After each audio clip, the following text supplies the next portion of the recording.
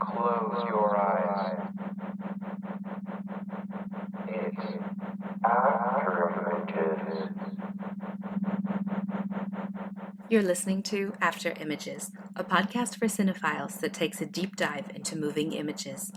Each episode features a special guest who is invited to explore a film of their choice.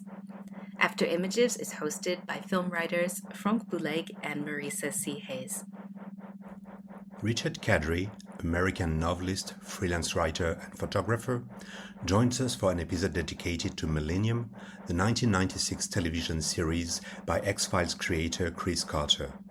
Composed of 3 seasons and 1 crossover episode on the 7 seasons of the X-Files, MillenniuM follows the investigations of Frank Black, played by Lance Henriksen, an ex-FBI agent turned consultant who has the ability to see inside the minds of criminals. Working for a mysterious organization known as the MillenniuM Group, Black lives in Seattle with his wife Catherine and daughter Jordan, who also inherits her father's gift. As the show transitioned from its first season, largely dedicated to the pursuit of serial killers, supernatural overtones moved to the fore, culminating in apocalyptic forces that Frank must fight. Extremely atmospheric, the series harnessed collective anxieties surrounding the new millennium to its advantage, and proved that Chris Carter was able to reinvent himself after the commercial success of the X-Files. Lance Henriksen played a memorable character haunted by the violence that surrounds him as he attempts to protect his family from the demonic influences infesting the planet. Richard Kadrey is the New York Times best-selling author of the Sandman Slim Supernatural Noir series. Sandman Slim was included in Amazon's 100 science fiction and fantasy books to read in a lifetime. Some of Kadrey's other books include The Flesh King, The Grand Dark, and The Dead Take the A Train with Cassandra Caw. He's also written for comics and film. Richard Kadrey, welcome to After Images podcast. We're delighted to have you with us for a discussion of the 90s television series MillenniuM that ran for 3 seasons from 1996 to 1999. Thank you very much. Thanks for having me on the show. I love this topic, and I wish more people knew about the show, and but it's not on. It's very frustrating. I think there are a lot of rights issues with the music and things like that. So until they work that out, if they want to work it out, if Fox has any interest in it, no one's ever going to see it unless they already bought the tapes, the DVDs, or we're not supposed to talk about it, but the show is bootlegged online, so you can find it, and if they won't give it to you, you might as well steal it. That's my philosophy. Yes. Great. Well, I hope we'll come back to this topic a little later, but before we get into it, may I just ask, how did you come to the series MillenniuM? Did you watch it when it first aired on television? And tell us a little bit about what it means to you. Yes, I was an X-Files fan, and then when they announced the show, there was so much in it that I was interested in. First off, Lance Henriksen, who is one of my favorite actors. He is, I think Hollywood underrates him a great deal. He has a very powerful presence. He is a good actor, and he's a great improviser. There's a lot of his smaller films along the way where famously he and the other actors threw out the script because it was terrible. They followed the story, but the dialogue was all improvised, and it's very natural. He's great at that. And the themes of the show, I've always been interested in basically belief systems. And the whole concept of MillenniuM and the MillenniuM Group, this kind of apocalyptic study group that is either trying to save the world, trying to stop the world from killing itself, or is trying to instigate the end times, which, that kind of varies over the seasons as things are revealed about it.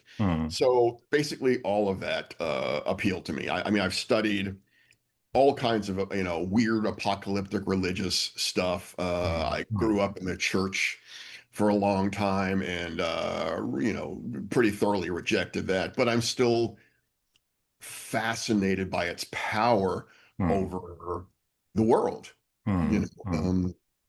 So yeah, I'm from the very start. I was right there. I saw the pilot first time it was aired, and it knocked me out. I still think it's one of the best pilot episodes of a show ever made.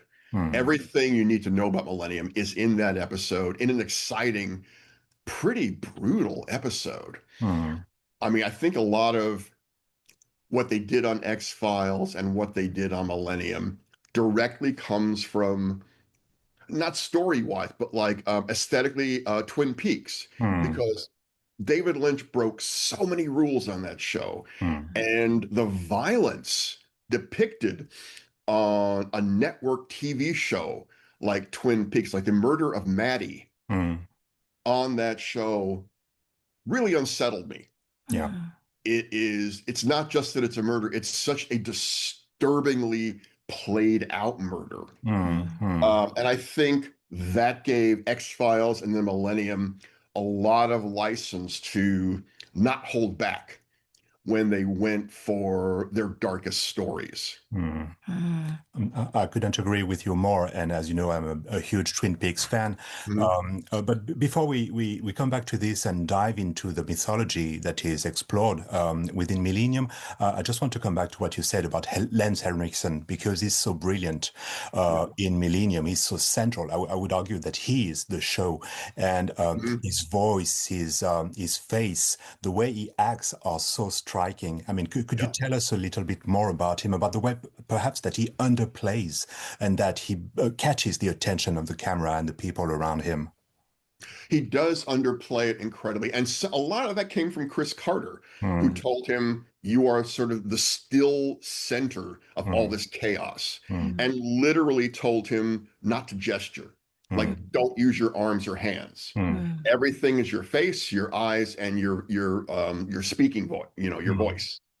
And that is, if you notice, Frank is not he is not active physically in the show, except for a few moments along the way. But he is this, voice of authority that doesn't need to be physically active. You can't take your eyes off of Henriksen as an actor and Frank as this tortured, fascinating, brilliant character. And he's a seer, isn't he? On many levels.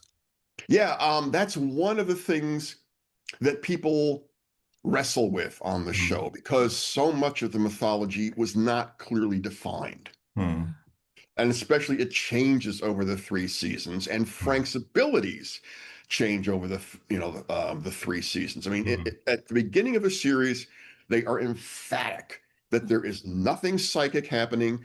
Frank is simply a very gifted behaviorist who can look at a crime scene and understand what happened, why it happened, and what's going on in the killer's brain.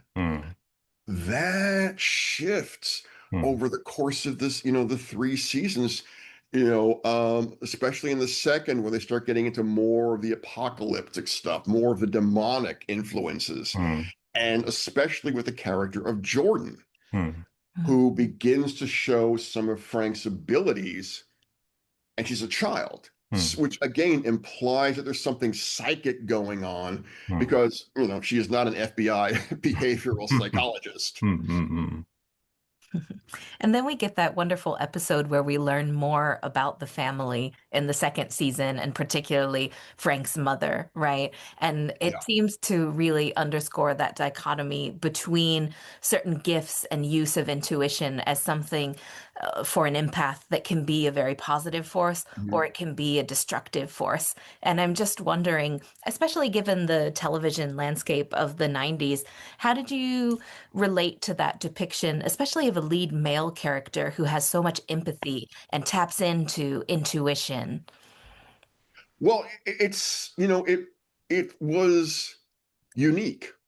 Again, I think you have to go all the way back to Columbo to Mm. find someone involved in mystery, someone involved in violent crimes who is not running around with a gun, Mm. Yeah. who is using his mind, who is so in touch with himself and other people that he can read situations like that. And yeah, that was definitely unique. I think it's still something you don't see in television very much. I mean, there's a couple of shows. Of course, I'm blanking on the title. The one with it's a modern show with Lucy Liu and of course I'm forgetting his name too. But basically, it's Sherlock Holmes as a Ah, cop. So elementary. thank you. And again, he's not running, he's not chasing people and running around with a gun and beating people up. Mm. It's a Mm. more cerebral, picture of that kind of investigative character. But it's Sherlock Holmes. Mm. It is just someone who's smarter than everybody else. It's not that same kind of empathic connection that Frank had. I can't think of anyone really like Frank Black. Mm. Mm. Yeah. I think it's very interesting because there's something both essentially American about Mhm. Millennium, with the emphasis on the violence, the role of the religion. I mean, all of those elements are very American, but at the same time, the character of Frank Black is closer to an investigator that you would find in a British Mhm. TV series, isn't he? Absolutely. Again, the Brits aren't prone to have their action stars, again, running around, Mm. beating people up and shooting everybody. Mm. The Brits tend to have people who are smart, Mm. unlike necessarily American movies and television. We like our action, we like shooting people. It was funny. It was the first time I was in Europe. I noticed this, and then a friend in France pointed out to me one day and sort of nailed it. Like there was a wall of movie posters in Paris, and I forget where. And it was like six European movies and one American movie. And it's like, which one has the gun? And it's always the American movie. Mm. Mm. Mm. Mm. And that's who we are. And I mean, I remember the millennium. I remember that night Mm. when millions of people thought this was the end, Uh-huh. both for religious reasons and technological reasons. If people still remember Y2K, Yeah. that was supposed to make planes fall from the sky, Mm. launch all the nuclear missiles, and destroy everybody. Mm. I was working a lot with Wired magazine back then, which is this very forward-looking, Mm. tech culture magazine. I was doing a lot of work for them, and I had a lot of, very intelligent friends who were working in various parts of the tech industry, not crazy people at all. Mm. And a lot of them were saying, yeah, we don't believe it, but we're going to the desert. And I knew a lot of people that went out to rural areas because they were Mhm. just, waiting for the bombs to fall or the zombie apocalypse or something. Mm. My friends and I, small group of friends, just chose to crash parties and take a lot of drugs that night. And my year 2000 started out kind of sadly because Mm. we've been up all night Mm. partying and again taking drugs all night, walking home at about 6 or 7 a.m. I hadn't eaten anything for 12, 16, 18 hours. I have no idea. I was starving, and the only store that was open the morning of the millennium was a little health food store in San Francisco. And I walked in and I saw a cookie on the counter. I bought the cookie, ate it as I walked home, and I realized it was a vegan chocolate chip cookie, the worst cookie I'd ever had in my life. Vegan food in the 90s was not good. Mm. Mm. And that was my first meal of the 21st century, and it didn't start well for me. So that was my millennium moment. And I wish Frank Black had been there because he would have pointed out that's not the cookie you want. Mm. But it's good to remember that there was that true sense of angst that was building for a lot of people. And even those who don't normally go in for a kind of religious or conspirational type of thinking really started to feel nervous because it was just so much, in the air rare at the time. And I think that's really enforced too by the countdown on the computer screens that we see in MillenniuM. I just love that we ourselves sort of live that anxiety with the characters as the seasons advance. Well, you have to remember, again, you said it was an American thing. You have to remember that religion in America is different from anywhere else in the world. We are, a huge part of the population is evangelical and is apocalyptic in nature. A huge part of American religious life, even back then and more so now, is waiting for the end times, is waiting for the four horsemen, waiting for the return of Jesus. And of course, to get Jesus to come back, the world has to end.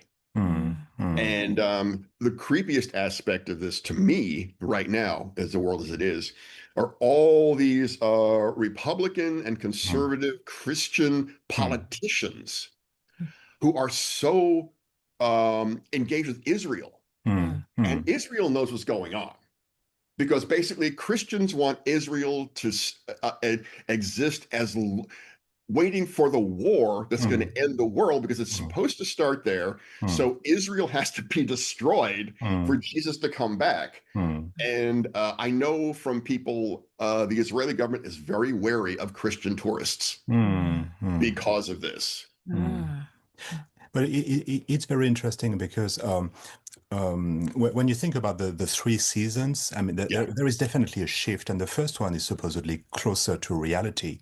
Yes. But the reality of the United States is a bit into the realm of fiction, you could argue. We have a malleable sense of reality, put it nicely. So how do you think that the show tapped into this dichotomy between reality and fiction, and this malleability of reality in the country? Well, what was it that really touched the people at the time when the show came? I think when the show came out, it was the forensic aspects of it that really got to people. And also the kind of Thomas Harris Red Dragon, aspects of it. This was the good guy version of Hannibal Lecter. Yeah. That's who Frank was. Yeah. And I think people, I think I think everybody loves the smart guy and, the benevolent smart guy, which is what Frank was.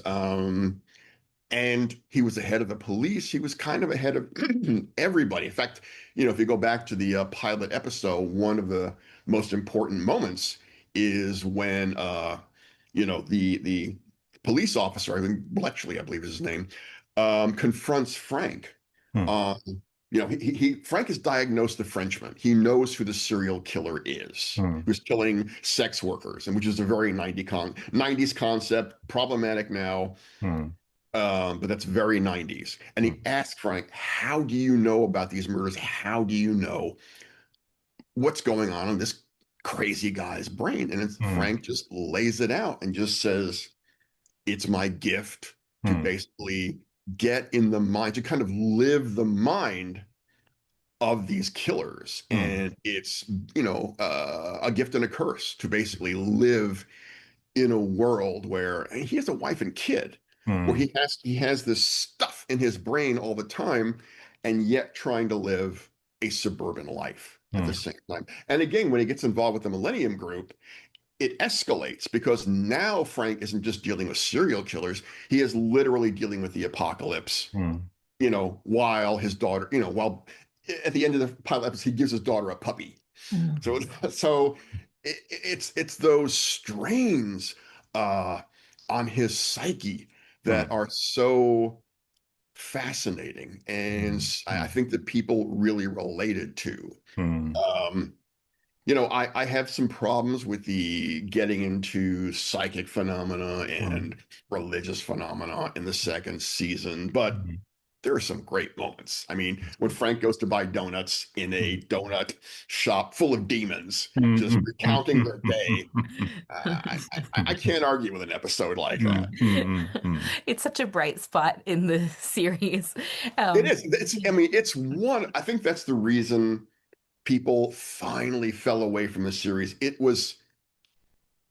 There were never light moments. Yeah. That was one of the few light moments. That's what I liked about it. I like fiction. Again, Thomas Harris. Those books. Those early books, not the later ones. It is a serious topic. There are not a lot of laughs. X-Files had laughs. It was purely fiction. It's UFOs. It's Monster of the Week. Frank's dealing with vicious, psychotic killers. You can't have a lot of laughs in that. And again, the end of the world with the MillenniuM group, who we don't know if they're, benevolent, if they're malevolent, through so much of the series. So there was not a lot of room for humor. There was irony, but I think a lot of people, a lot of Americans can't deal with that level of, seriousness for too long. And that, that's for me, it's always been a problem with American fiction. Americans love stuff explained to them. That's why I like a lot of European and Asian horror. It's like they don't spend a lot of time going, well, this is the demon, this is where it came from, this is its name, and this is its backstory. It's like, it's a damn demon, just let it happen. But Americans need their explanations, and MillenniuM wasn't going to give all of them to make people feel better and smart and more settled. That first season is so incredibly tight and gritty.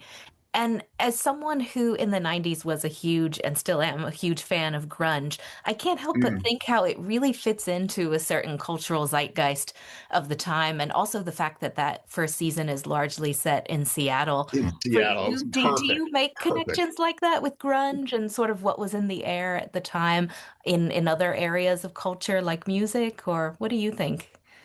It's interesting. I hadn't connected MillenniuM specifically to things like grunge, but yeah, I can definitely see that sense of, of the world a bit lost, grappling with,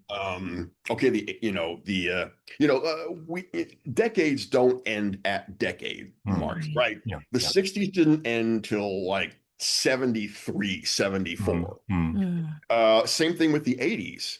They dragged on into the 90s, and the 80s, Ronald Reagan's 80s were purely apocalyptic in America. I remember I was living in LA. I was a little punk living in, trying to be a writer. I was living in Silver Lake before it was a nice neighborhood. I would literally see dead bodies on my way to work. And if not the dead body, the pool of blood where the body was. There was that feeling in the air. I remember, like a lot of people my age, thinking, oh, this is the end. Ronald Reagan is going to start a nuclear war and it's over. And that 80s definitely carried on into the 90s. So I think that was part of the aesthetic that Carter and the showrunners and the writers carried forward. And this connects to what you were saying at the beginning of our conversation concerning the link between MillenniuM and Twin Peaks, because I think that you also have this apocalyptic feel in Twin Peaks concerning nuclear weapons that you find in MillenniuM. You have an episode that feels, actually a couple of episodes, especially in season 3, that feel very Twin Peaks. I think that the concerns, though treated differently, are very similar between the two shows, aren't they?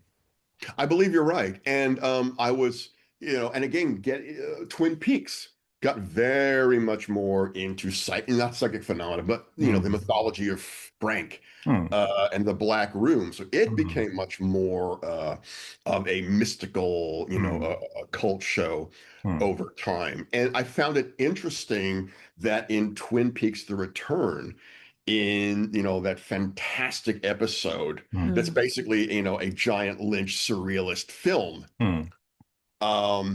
The episode ends in a nuclear explosion.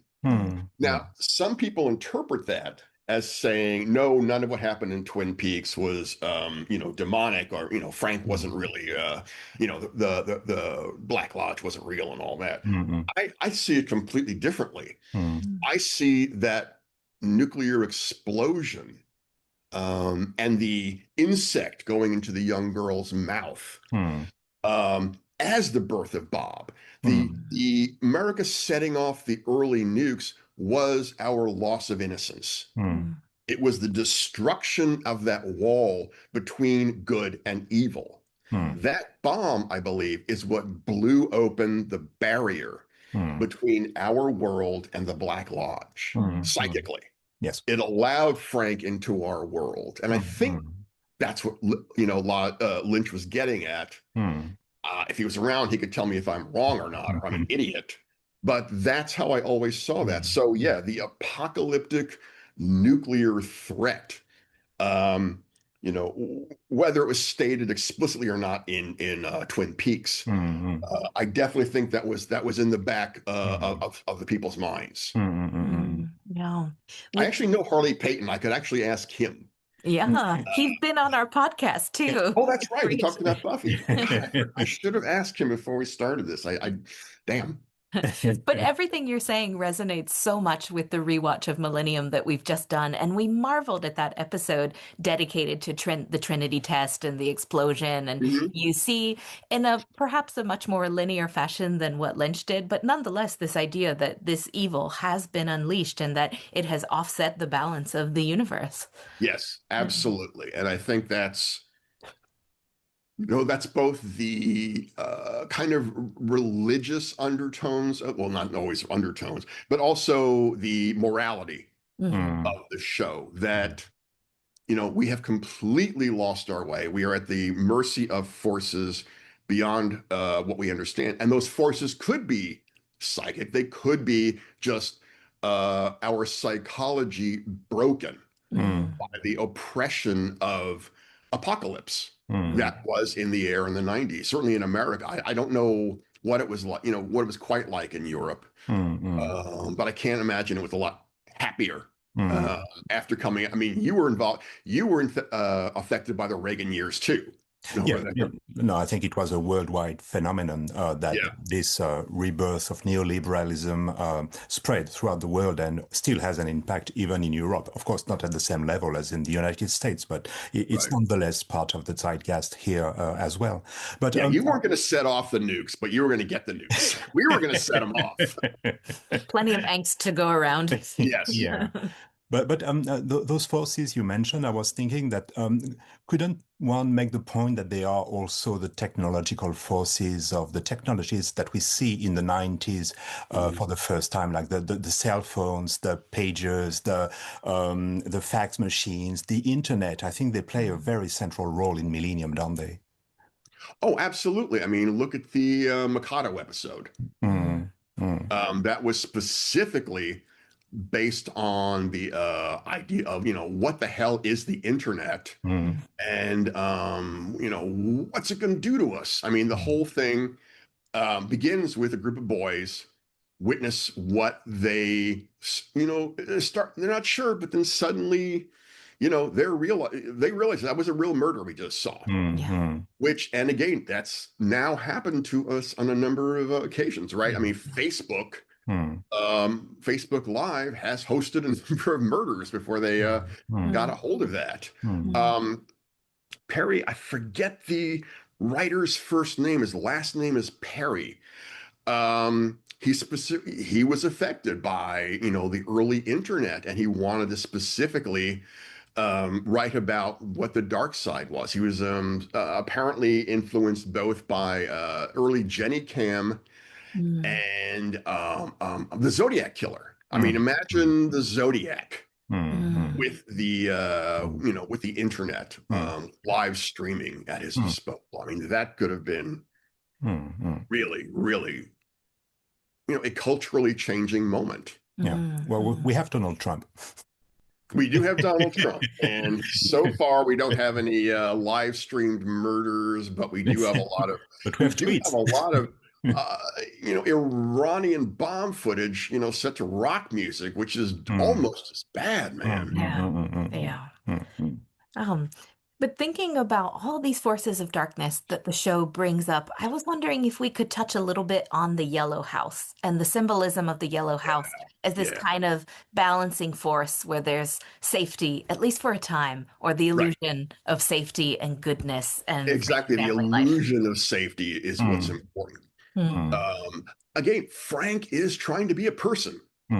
In the end, he is volunteering for this horrible job. He was in Washington, now he's in Seattle. So he has to see these horrible things, and yet he just wants to be a person. Which is actually what gets him into trouble, right? I mean, at the beginning of the series, he doesn't want to be involved in any of this, but then he sees what the Frenchman is doing.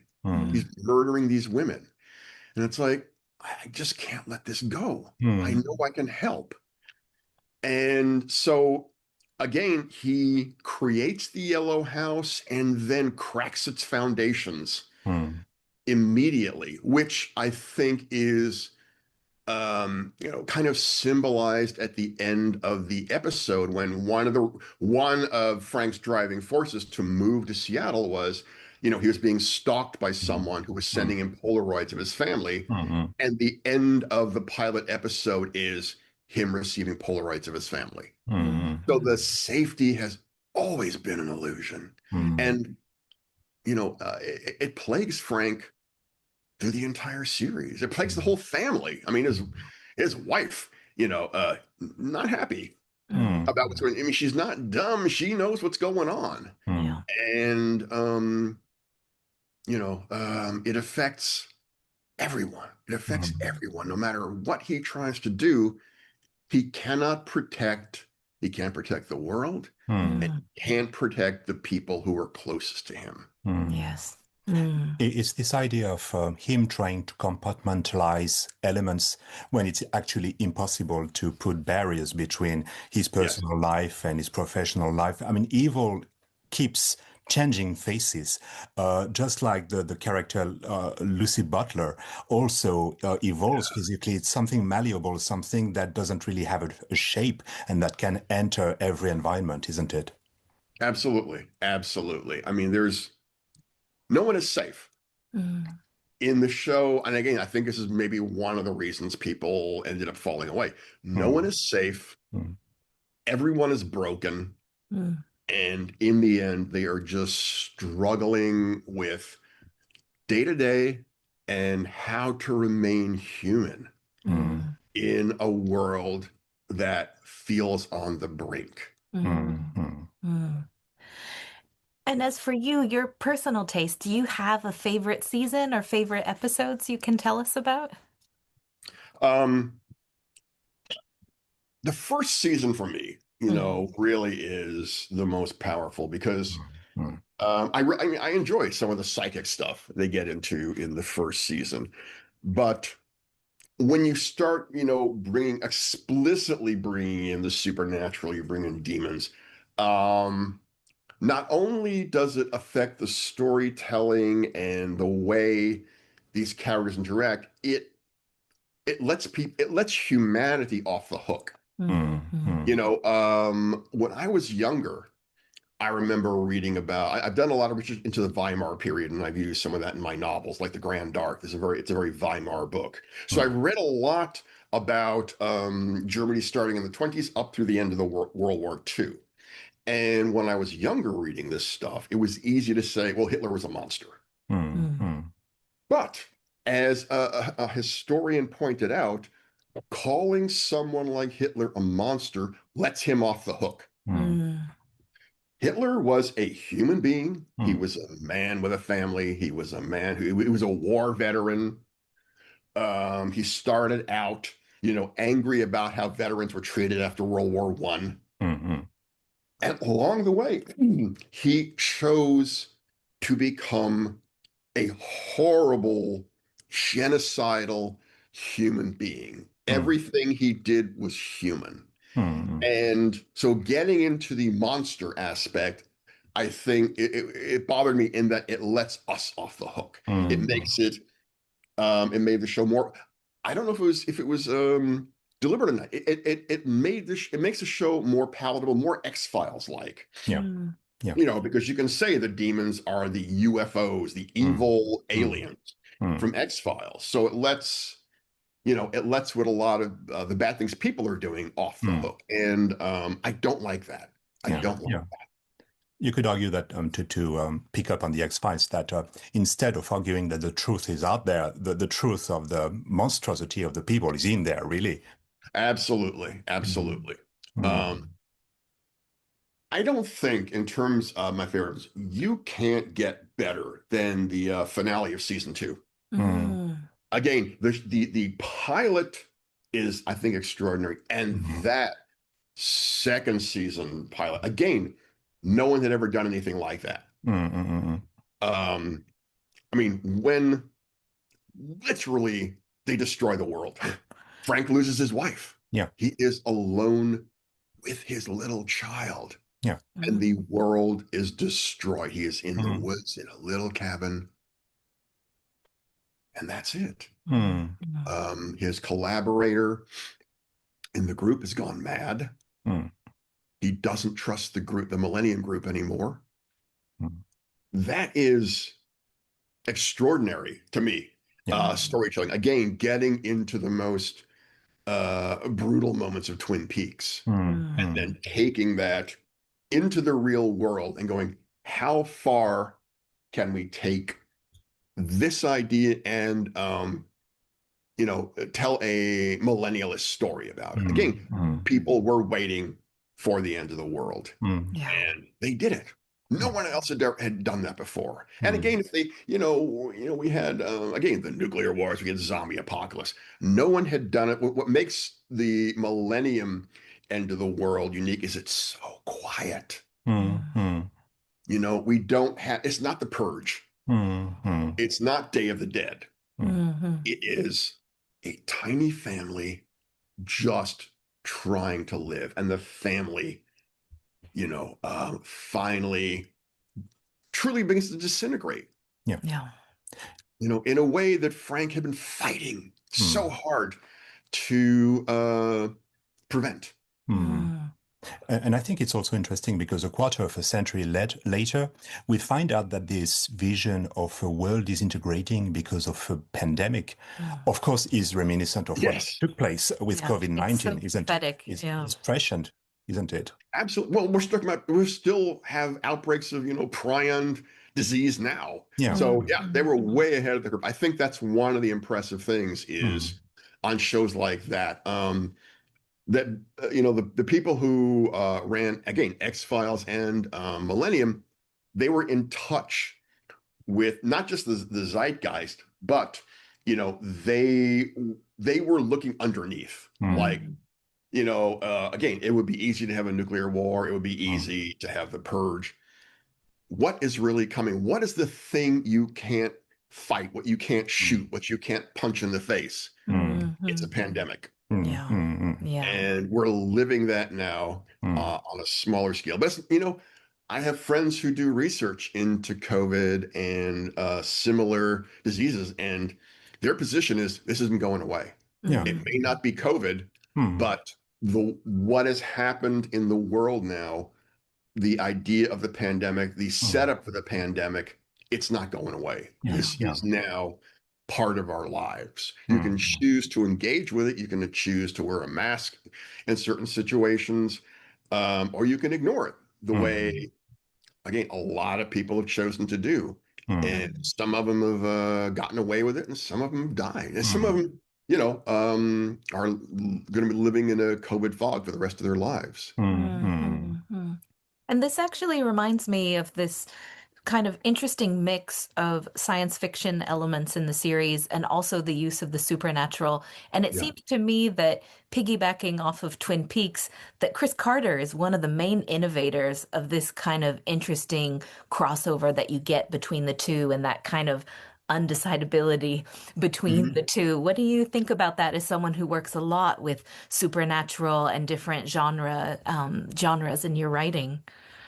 Well, people forget about it that the mystical, the very unsubtle religious parts of X-Files were right there from the beginning. Mm-hmm. I mean, Fox Mulder is pure modernity, all mind.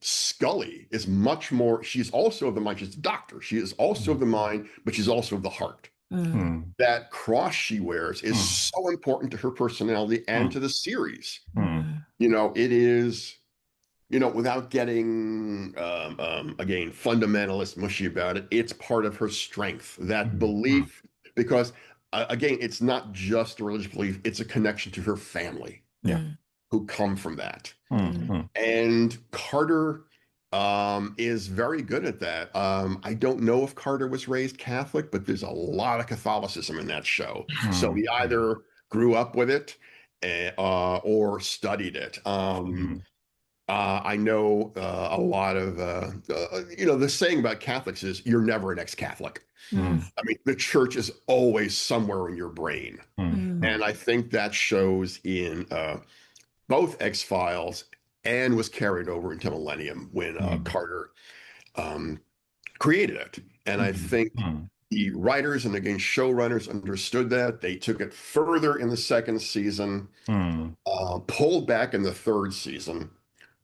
And, but it was it never went away. It never went away. And talking about the third season, what is your take on it concerning the evolution of the characters, the arrival of Emma Hollis and her role in the mix, and the way the story ends a bit abruptly because of the cancellation of the series? Yeah, you could see them essentially trying to reboot the series and not quite being sure what the hell he wanted to do with it. Emma was a good addition. She was an interesting character, and her evolution over the course of that season, to me, is the most interesting thing. And where they left her character is fascinating to me. That ending, her now joining the group, no matter what Frank said, and Frank and his daughter essentially going off into the sunset. Or, well, I mean, that's why, why we need, I don't know if it's another season. I don't know if it's a movie. I would love to just see where they went. I'd love to know where Emma is now. Yeah. So I think, it would be brilliant to bring, again, an aged Frank, an older Jordan, and Emma together. And to see what, I don't think groups like the MillenniuM, the MillenniuM group does not go away. You can't, what America has learned with terrorists is you can kill all the terrorists you want. The terrorist ethos does not go away. What the MillenniuM group believes will not go away. So they might not be the MillenniuM group anymore, but there's something, and they're out there, and I would love to see what's happening.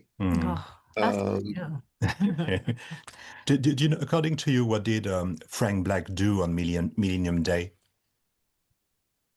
That's a really good. Well, I mean, we kind of had the X-Files wrap up, so we kind of know where Frank was.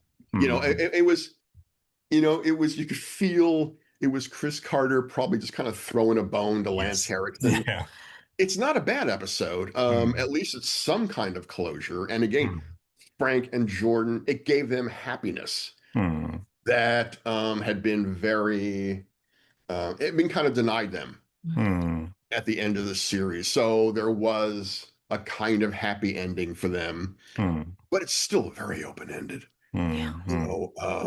With luck, Frank, with luck, it's over for Frank, but I don't think someone with his, instincts, his morality, I don't think it would ever be over for Frank. In the same way that in the pilot, he's trying not to be involved with this stuff, but he sees he sees a serial killer and has to step back in.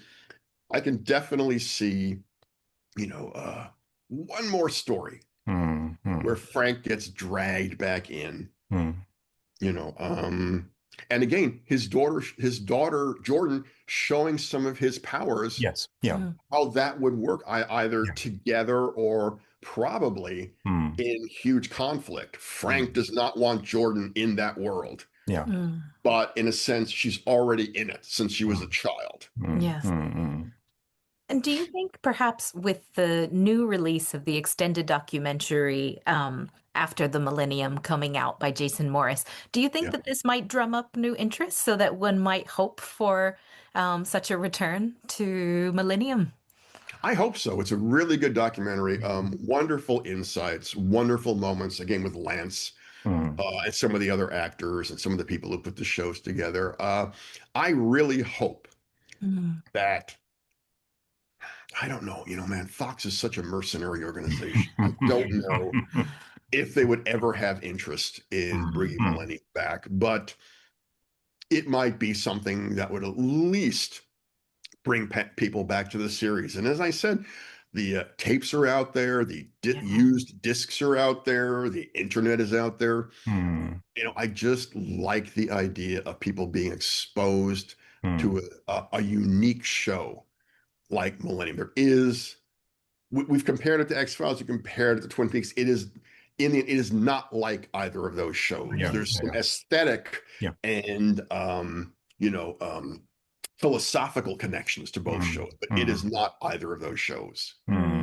Yes. And what do you think of about the series that were canceled but that continued using the comic book art form as a way to continue to tell the story, like Buffy, for instance? Right. Do you think this is a possibility for MillenniuM? Of course. Well, I mean, I know somebody who wrote at least one of the novels. I would love to write, if they're still doing them, call me. I would write a MillenniuM novel. I think it is now a way to keep those stories going. The Buffy comics did a very good job, I thought, with continuing that story in a very logical way. I would love to see, again, the comics, the people who, you can't see the show now, it's not streaming anywhere, but maybe the comics would bring, and the documentary would bring people to a new audience to the show. I hope it's not just for old, jerk fans like me. I hope new people are coming. And I do find, younger people being exposed to it in a tiny way and suddenly going, what is this thing? So there's definite interest there. Yeah.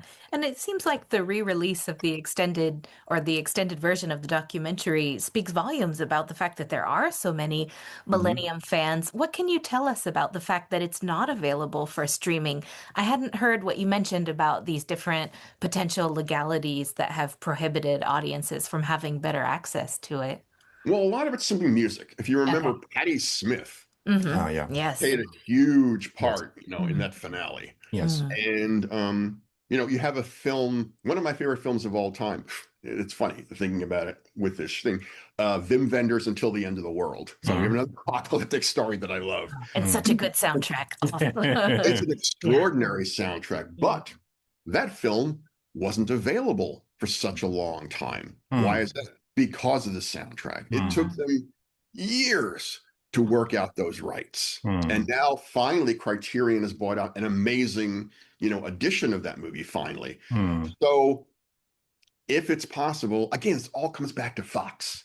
If Fox has any interest in working these things out. But I mean, Hollywood is run by, people have complained about Hollywood being run by money people for such a long time. It's at its worst. You have these, you just have a bunch of, not even bankers anymore. You have speculative, creeps all out of New York. running these studios, and everything, well, not everything, but such a huge part of what they're doing now is run by algorithms. Yeah. You have the 4 quadrants. Does this project hit all 4 quadrants? So I don't know, man. I have no faith in that system, even though I'm writing for it these days. I have 2 projects going, and but I don't have any real faith in them doing anything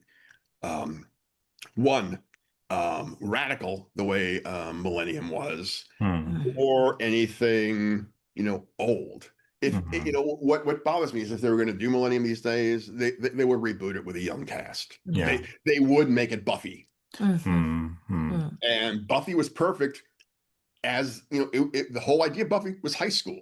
Yeah. Yeah. If Fox was going to do it now, I bet they would have a bunch of 20-somethings running the thing, and they would forget about maybe they'd let Lance do a cameo. But that's it. Unless the other version of bringing it back would be a Jordan show. Right. Yeah. What is Jordan doing now with her powers? Mm-hmm. So that could be a way to bring back a younger version of MillenniuM. Yes. Mm-hmm. Yeah. Since you were talking about the music, can you tell us about how you feel concerning Mark Snow's soundtrack for the show? Oh, it's wonderful. I think it's better than the X-Files, because he really got the mood. He really got the aesthetic of the show. X-Files is all about mystery, and MillenniuM is about such deeper issues that I think he really dove into that, and again didn't try to make it easy on people. That is not a fun soundtrack. It's not what you put on in the afternoon. I remember people playing the X-Files soundtrack, when it was on. So I don't know anybody sitting around going, "Hey, let's put on the MillenniuM soundtrack." That's a fun thing to have on at lunch.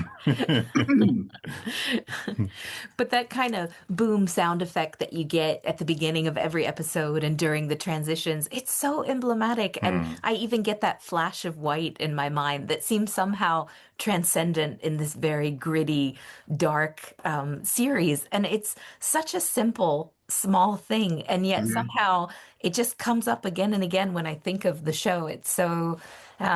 it's not something you can detach from the show. I'm just curious, have you thought about that as well? The white screen that we get at the beginning and during transitions. It is, again, it's not letting you off the hook. Yeah. It's like we are dealing with the end times, and it's like, this is not going to be a fun ride. This is not going to be an easy ride. Yeah. Every episode, again, that's inviting you to break the barrier. If you want to come along for this ride, you got to go through, this barrier. It's kind of the Black Lodge. Formula. You have to pass through and come out again on the other side to win, to conquer. Fears the worst part of yourself. Yes. And it occurred to me, maybe because I have light sensitivity in my eyes, but every time it feels like we are being photographed, that we're getting a Polaroid taken with this flash of white that comes. It really invites us in, I think, to the series. Absolutely. It's the series looking back at you. Why are you here? What are you getting out of this? Do you want to be here? Yeah. Have you by any chance seen the pilot that Chris Carter shot a few years ago called The After? And if so, did you like what you saw? No, I've looked around for it. I'm not sure where it's available, but I'd love to see it. I'd love to see it. Yeah, we thought it was really promising, and we were really disappointed that it didn't get picked up. After... he had great success with X-Files. He had moderate success with MillenniuM. And then I think, again, Fox being what it is, they were just done with him. Yeah. They were just done with him. And that, again, that's a very Hollywood story. It's an extremely Fox story, who are ruthless. I mean, I don't know if you know the history of Fox. They will they have this reputation for shooting an entire season of a show, putting out, broadcasting 2 episodes, maybe 3. If they weren't a hit, boom, it was gone. Wonder Falls is an example of that. It's a wonderful Bryan Singer show. They shot the whole season. You can get the whole season on DVD. You watched it on TV. You got like 3 episodes. It's so silly because it takes time for writers, I suppose, to set a story, to create the characters and to sow some seeds at the beginning that are going to make sense later. So if you just give up after 3 episodes, you totally lose that, don't you? Absolutely. It is a dumb way to run a business like that. But I know other people who, are doing series for the streaming services. And I know one in particular. Okay, they shot an entire season except for the last episode. Okay, they're literally going like, okay, we're shooting like, next week. We're going to finish everything next week. And they get a call from the service saying, stop production. We're pulling your budget because we're gonna do some giant, Lord of the Rings kind of thing or the Wheel of Time. We're killing everything to create this other $1 billion series. And the producers are going like, we have one more episode. Let us finish one more episode. Nope, don't care. We're gonna shelve it. It's gone. But speaking of the current screenwriting landscape, you just mentioned that you've been working on something as well. Are those adaptations of your own novels, or what can you tell us about your current projects, if anything? I have no interest in adapting my own work for the screen. None. What I'm working on now, everything I'm working on now is original. Great. I have a vampire film set in Texas that is more autobiographical than I should probably talk about. What I will say is it's about car thieves in Texas. I was a car thief in Texas when I was young. And I will say that because the statute of limitations has long since passed, but I used that as a basis for a horror movie. And I'm working on another. I have a TV pilot that I'm currently working on. Again, it's an original thing. So yeah, the idea of adapting my stuff has no interest for me. It's like I think, there is a Sandman Slim project that someone else is working on. I've been a consultant. Because the mythology is pretty crazy at this point. So I'm happy to talk with anybody who wants to do my work. I just don't want to do it. Yeah. And so you recently wrote the last book in the Sandman Slim series. It was recently published, right? No, it'll be out in November. Yeah, I wrote the last book twice. 12 was supposed to be the last book, and then it's like, oh God, I have one more. So I did 13. I swear to God, this is the end of the novel. It's not going to start in that world. I've written 3 short stories. I'll write more, but the novels are gone. I swear to God this time. Because I finally, in book 13, I got to the place I wanted to finally get. 12 is okay. 13 is where I really wanted the story to go. And I'm happy with that. So I'm not going to take it any further. People keep wanting me to write prequels. I hate prequels. I loathe prequels in every way. They're almost always a cash grab. Even Twin Peaks Fire Walk with Me? No, I love that. The 2 big exceptions. Fire Walk with Me is brilliant. I saw that movie on opening night with Kathy Acker, the writer Kathy Acker. We went to see it, big theater in San Francisco, full of people. This happened to me twice with Kathy. We were the only people walking out of that theater smiling. You could feel, as that theater emptied out, you could feel the hate of the audience. And the same thing happened, again, Kathy and I saw a press screening of Cronenberg's Crash. We walked out, we were happy, but you could feel all the other critics, the hatred for that movie. Fire Walk with Me and Godfather 2. I mean, Godfather 2 isn't specifically a prequel, but there are those Robert De Niro sections. And again, he did that incredibly well. And that's the way maybe to do a prequel. The way they did in Godfather 2 is to bring the two timelines together. And so if you're finished with Sandman Slim, what is coming up next? I am working on a couple of completely unrelated novels. I'm working on a very weird far future fantasy right now called The Curious Second Life of Jewel Graham. I can't say too much about that. And then I'm writing, after that, I'm going to write my first science fiction novel in over 25 years. I've had this idea for a while. I finally figured it out. And Erewhon, my current publisher, are letting me do it. And it's a lot of fun to go back to that kind of writing. It was a great excuse to go back and resubscribe to New Scientist and keep up with the craziest parts of science right now. And, it's a near future science fiction novel dealing with what it means to be dead. Like, is there death in a world of, with AI where, they're literally trying to recreate people. I mean, there are companies now that want you to be able to have phone calls, AI phone calls with your dead grandma. Yeah, that's Ubik, isn't it? Pardon? That's Ubik, the book by Philip K. Dick. Yes, absolutely. Absolutely. So it has to do a lot with, it's apocalyptic, not in the sense that MillenniuM is, but in a personal, emotional way. I wanted to get at something apocalyptic in culture on a very small scale, like the end of season 2 of MillenniuM. It's a very small group of people who are experiencing something that could be seen as apocalyptic, but also love. It's also a love story. Oh, fantastic. We're looking forward to that.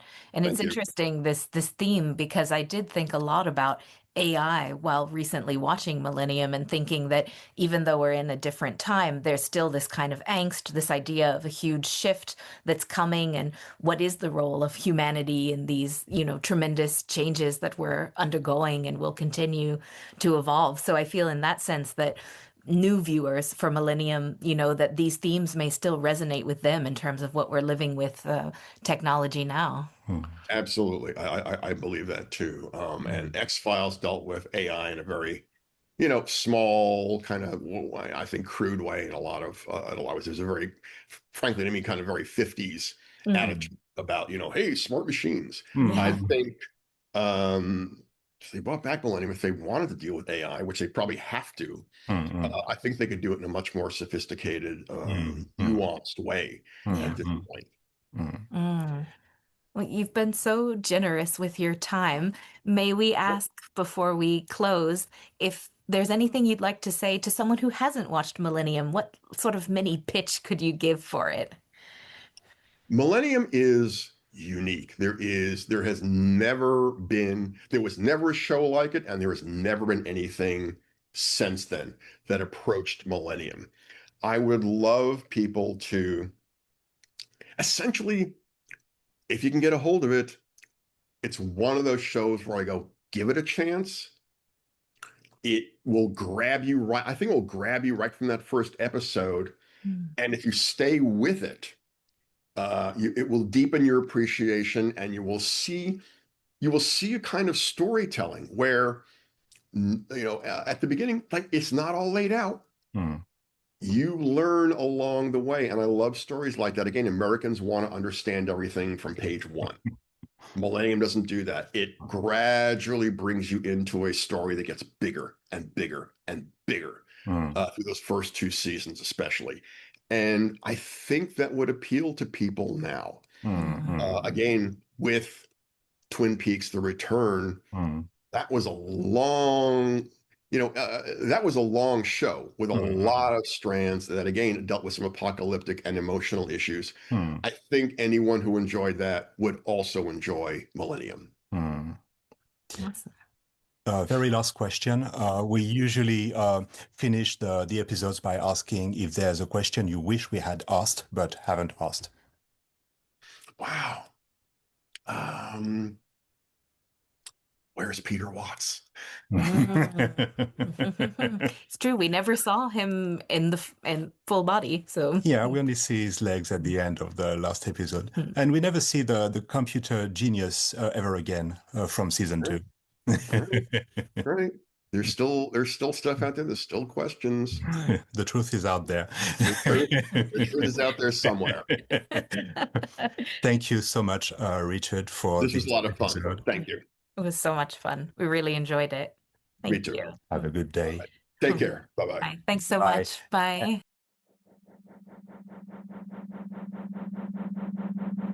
Thank you for listening to After Images. Please subscribe on your favorite podcast app and follow After Images podcast on social media.